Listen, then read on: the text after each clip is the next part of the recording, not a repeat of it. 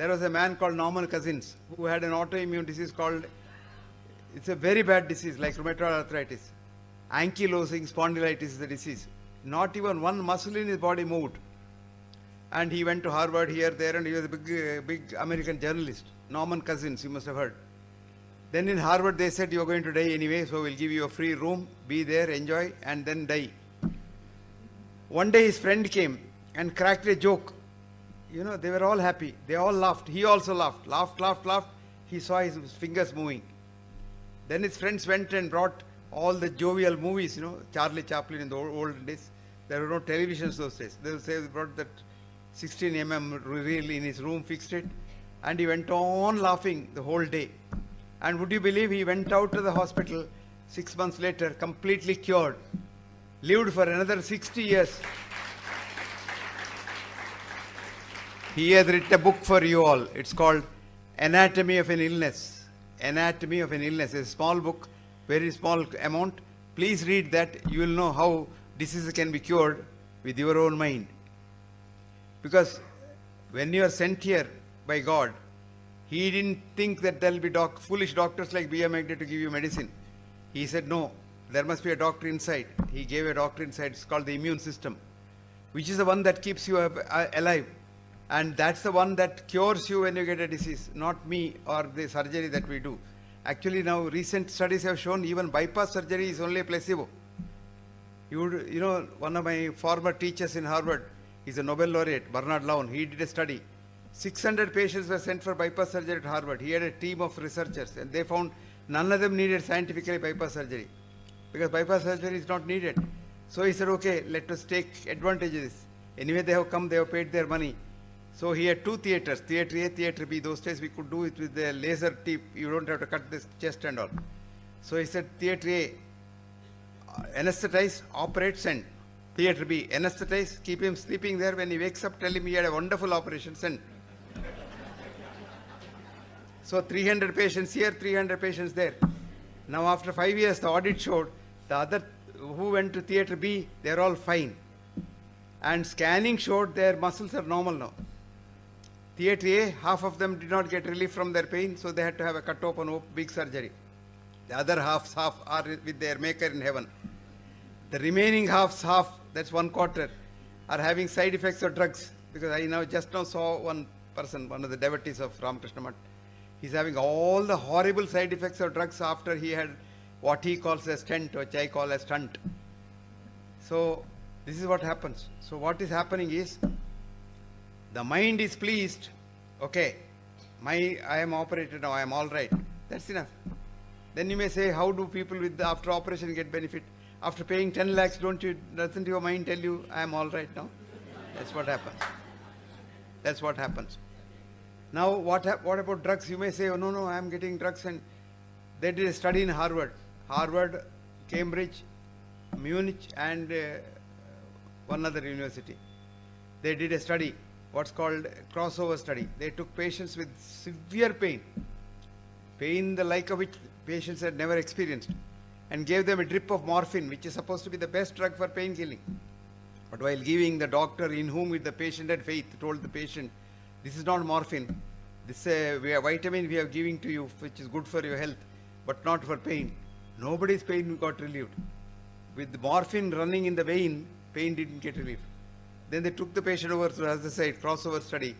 They started saline drip, salt water, and told the patient, this is the best salt of morphine. Your pain will disappear like that, and pain disappeared like that. So everybody was surprised. What is happening? The researchers themselves were surprised. What's happening? So they said, okay, let us find out what the brain is doing, because brain has a memory power. Mind is not in the brain, but the memory is in the brain, in a place called hippocampus major. I still remember, in Tamil Nadu and all, if you go to the temple, especially Ganesha temple, you do what's called Thopukarnam. You hold like this and Terima? Tamilian ninge? Yes, when you do that, you pull your pinna down, you see. And when you pull your pinna down, it stimulates your hippocampus major. So makes your memory power go up. So children before the exam were sent to the Pillayar temple, to Thopukarnam. See, our ancestors knew more science than what we know. Before knowing where the hippocampus major is, they knew that if you stimulate your ears, your hippocampus major gets stimulated. How did our school teachers in our days? They used to squeeze our, if you do a mistake, they squeeze it. That makes you a better student. So, see, this is how the ancient wisdom is much more powerful than the modern Western science. Now, the science that you are talking about on the West is not curiosity. There is anything but curiosity in that. That has become a religion, a bigger religion than all the religions put together. It has become so dogmatic that it says it shall be like this, it shall be like this. A paper should be written like this, and it should be peer reviewed, and then only it's published, then it's called science, then we'll give you grant, etc. Today, scientist means write a paper, get it published, pat somebody's back, and then you get the grant money, get more money, and the bigger the grant you get, the bigger the scientist you are. Which means a scientist today is a rich man. So who gets a lot of money, he becomes a big scientist. One who doesn't get grants doesn't become scientist. But really, knowledge advances not by repeating what is known and repeating the same thing, but by refuting what is dogmatic. Karl Popper said, knowledge advances not by repeating known things, but by refuting false dogmas. There are a lot of things, unknown things in this world. As a matter of fact, one of our scientists, who is a great scientist, who was a great scientist in America, he died recently. He's a Bengali. Rustum Roy was his name. You may wonder why Rustum is not a Bengali name. No. Rustum was the name of a friend of his father, and because the friend died young, he named his son as Rustum. Roy, of course, is a Bengali name. Rustum Roy is the greatest scientist that, in my opinion, in America. He went to America at the age of 17 and then became a professor of metallurgy in Penn State University and retired at the age of 80. Still they said, you are our professor, till he died, because he was such a brilliant chap. He was reading a small stanza in the Rig Veda called Urj, which said, the mother and father of all energy is water. And then he found out the structure of water. And he found out how water has a very complicated structure. It's not H2O. It's a very complicated structure with a lot of loose bonds. And he was the one who found out that you can put a silver into the water, nanoparticles. It gets amalgamated into silver water, which is a very good antiseptic, antibiotic, very good for treatment. Actually, he was a PhD in metallurgy, but became professor of medicine in a big university in America, because he found out so many things about medicine from his ideas. And he was the one who showed that you can actually get energy from water. And you can, really analyze water. He found out how to get atomic hydrogen from water. In our laboratory, you can get molecular hydrogen from water. What you leave behind is nascent oxygen. So if you put that for running an engine, the engine will be eaten up in 1 week. But Rustum Roy found out how to get atomic oxygen from water, and by passing radio waves through water. So he kept water in a test tube and passed radio waves, and out came atomic hydrogen. So he lit it. So he shows water burning. So he showed that Urj, sloka in the Rig Veda, is absolutely right. But he didn't get the Nobel Prize. 21 times Nobel nominated, but didn't get the Nobel Prize because each paper he wrote, he used to praise India. If you praise India, you will not get Nobel Prize.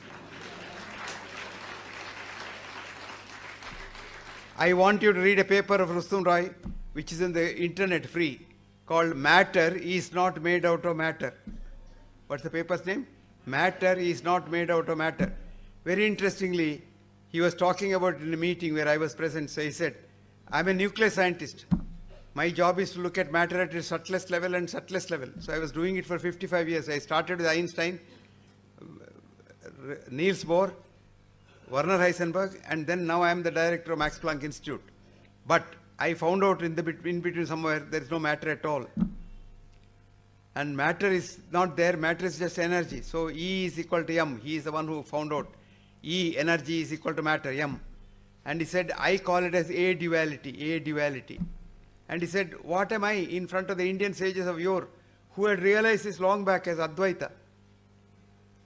A duality is called Advaita. He says in one stanza in the Upanishad, which has come to Bhagavad Gita and out, they have described the whole of quantum physics, because he is the father of quantum physics.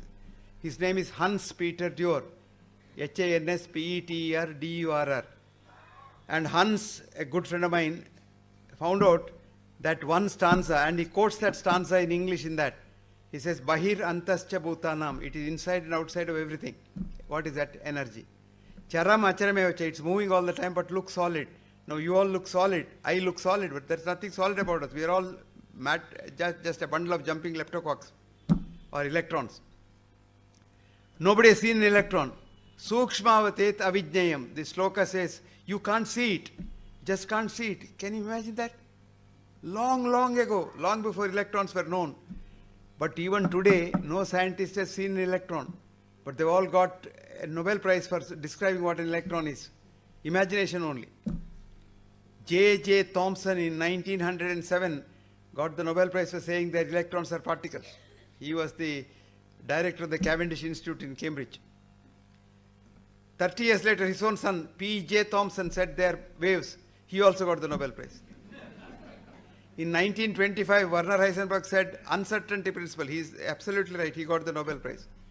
In 32, Schrödinger said they are wavicles. They are waves and particles. He also got the Nobel Prize. But nobody has seen the electron in the bargain. Why can't you see an electron? All great students in the back. Why can't you see an electron? Have you seen God? So God doesn't exist, right? Absence of evidence is not evidence of absence. Absence of evidence is not evidence of absence. So God doesn't have any evidence to exist, so he doesn't exist. That's not correct. That's called foolish science. That's called illogical science. Science has no logic. Illogical science. You know why? Why can't you see an electron? Huh?